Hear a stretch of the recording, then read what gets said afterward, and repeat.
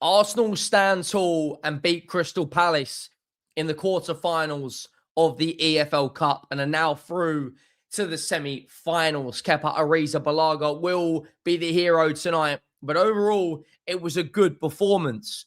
The narrative may be tonight that Arsenal scraped over the line again. However, they beat Everton away. They got 3 points against Wolves and are now through to the League Cup semi-finals. The team that is going to fall under pressure, the team that will crack, is top of the Premier League, is top of the Champions League, and the only team in the Champions League to win 6 in a row, and are now through to the League Cup semi-finals. I don't subscribe to Arsenal will fall off. I think Manchester City are a very, very good team right now, but at the end of the day, it's a results business, and Arsenal are winning football matches, and they have got a favourable run coming their way. Every team, when they're on their track to win trophies, whether it may be league titles, Champions Leagues, has a wobble. That's just the reality of football. You know, it just happens. But tonight, Arsenal stand tall. They were called under pressure. That was a very, very good penalty shootout from both teams. Two, I guess you could say, scrappy sort of goals. But when it comes down to it, Arsenal deserve to win today. Like 2.76 XG, over 20 shots, 4 big chances created. Crystal Palace, fair play to them. They're a very good side. They had one opportunity on target, and that was the opportunity that got the goal. But the only thing that matters tonight, if you're an Arsenal fan, is that you are through. And that League Cup semi-final against Chelsea is going to be very, very good. Honestly, I genuinely believe any of the last 4 teams in it have a real opportunity to go and lift silverware. Chelsea have lifted 2 trophies under Maresca.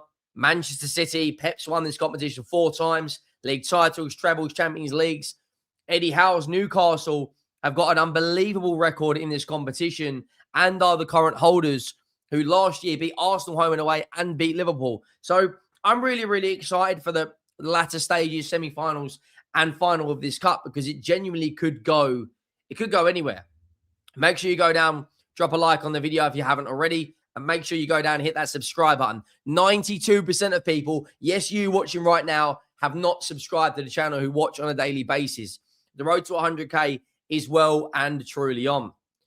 Now, we're going to bring up the lineups up on screen, because I thought Arteta got his, I want to say, substitutions and lineup, other than maybe the only criticism you could give him is you should have started Gyökeres. That's the only thing. But Jesus also needs the minutes. Palace made a number of changes as well. There is, of course, no Sarr because he's at AFCON. There was no, I can't remember what their fullback is. No Menez, of course, he's injured. Richards, is it Lacroix or Lacroix? I think it's Lacroix, so it's pronounced. Guehi, what a season Guehi has, and by the way. Mitchell, Lerma, Wharton. Wharton's penalty was very, very good. So was Lerma's. Eddie Nketiah, of course, a familiar name to all Arsenal fans. Pino and Jean-Philippe Mateta. Now, we actually play Crystal Palace on Sunday. And if we don't go and beat that Palace side, bearing in mind they've just played 100 minutes plus penalties tonight, I'm going to be annoyed. I'm not going to lie. Plus, they played Saturday, 8 o'clock, which was after we played. Kepa Arrizabalaga, no David Raya, Timber, Saliba, Calafiori, Skelly, no Nketiah, Marino, Norgard, Eberici Eze, Martinelli, Gabriel Jesus, and Noni Madueke. Now, when you look at the benches, Arsenal, look, if they were to get through this without Saka or Declan Rice playing, they would have been very, very happy. But they were able to rest David Raya. They were able to rest Zubimendi. They were able to rest Gyökeres. So you'd imagine that both Zubimendi and Gyökeres will come back into the 11 that plays against Brighton this weekend. In terms of injuries and suspensions, I didn't realise how many players Palace have out either. Of course, Sarr's gone to AFCON, but Menez is not back to the end of Jan. Dalman, Nketiah, Kai Havertz, who was back in training, Gabriel, who should be back after the Brighton game, Mosquera and Ben White will be back mid-January. But in terms of that lineup, in terms of the chances created, Arteta subs, I thought it was a good performance from Arsenal tonight. Standard FC will be out there saying, all that's spinning all different narratives that, it's not good enough, etc., etc.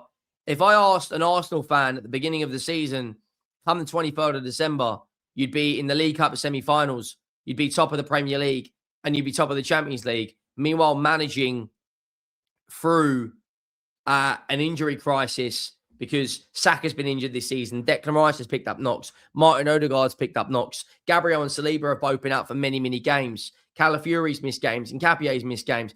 Every team has this. But what Arsenal and what Andrea Berta have done is they've built a squad now that is able to compete on all fronts. And it's as simple as that. It genuinely is as simple as that. How they weren't, 1 or 2-0 up in the first half, Noni Madueke, of course, missed a couple of chances. But I'm not going to lie. When Arsenal scored, every single person said that was game over. Genuinely as simple as that. Noni Madueke first half missed a couple of chances. They do eventually get the goal. Yes, it may have been an own goal. Yes, they got 2 own goals against Wolves to win. But at the end of the day, Arsenal fans should not care about that. You're still winning games. Martinelli played an hour. Eze, I thought, come off a little bit too early. Norgard was very, very good today.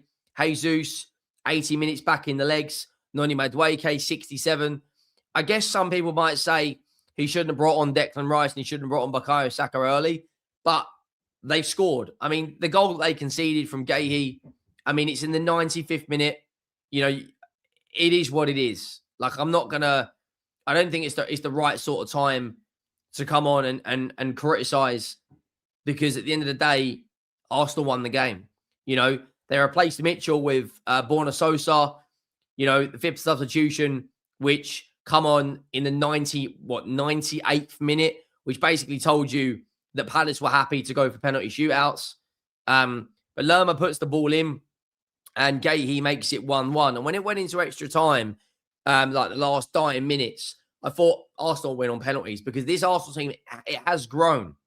They are starting to show a bit of mentality recently. Going away to Everton is not an easy win. And they've now won, is it 4 on the bounce, beating Club Brugge 3-0, going out there, beating Wolves 2-1, Everton 1-0, beating Palace on penalties. Yes, it's not Man City right now. They're not going out there absolutely destroying teams. But I put my hat on right now that Arsenal will win silverware this season.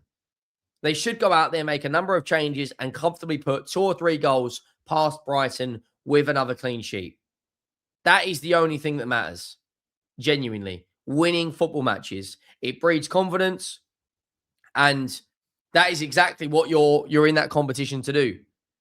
Now, I'm not going to lie. My team, for instance, don't have the backbone, the character, the mentality to go out there and win big penalty shootouts. We saw that in the Super Game against PSG. 2-2 up, 5 minutes to go, completely fold, lose on penalties. Brighton, Villa, Bournemouth, Liverpool. That should be 4 wins. And look, other than that one slip up against Aston Villa, the results have been ridiculous. They've already beaten Brighton this season in this competition at home. Spurs, Bayern Munich, Brentford, draw away to Chelsea, beat Club Brugge. Okay, fair enough, they lost to an Aston Villa side that are currently 10 unbeaten. But then they bounced back by beating Wolves, getting over the line against Everton and getting over the line today. And do you know what as well? One thing that's really, really interesting is once Kai Havertz is back fit, once Gabriel is back fit, and once Eberechi Eze is back amongst the goals, they're pretty much full strength. So I saw Rory put something up on Instagram the other day, it might have been Twitter, talking about the fact that Arsenal's next 7 or 8 away games are against the bottom 10. They've already played Villa away. They've already played Liverpool away. Man United away. They've already played City. They've already played Chelsea away. Newcastle away. They've got so many difficult away games. Liverpool, I don't know if I've said that. So many difficult away games out the way. And I genuinely believe they will build momentum. Now, if Manchester City go out there and sign Semenyo, then Arsenal must act. Simple as that. They have to go out there. in my opinion, and strengthen. Because we saw earlier today from David Ornstein that Semenyo's preference is to join Manchester City. Now, if your rival strengthen, you have to go out there. We're going to make a video on this tomorrow. You have to go out there and add quality. It's as simple as that. You have to. You have to compete with the rest. You have to go out there and score goals and win football matches. And if your biggest title rival, who are only 2 points behind you, are adding one of the best wide players in the Premier League, who's got 11 GA in 17 games, who can play on the left, can play on the right, can play as a false nine, then simply to be the best, you got to compete with the best and beat the best. It's as simple as that. So that is exactly what Arsenal have to do this transfer window, whether that's Rafa Leao, Gordon, Nico Williams, whether it's Rodrigo, whoever it may be. Bradley Barcola is heavily linked to a lot of clubs. They must go out there and act. But let me know your thoughts down below. Make sure you drop a like. Make sure that subscribe button. And I'll see you next time. I'm out.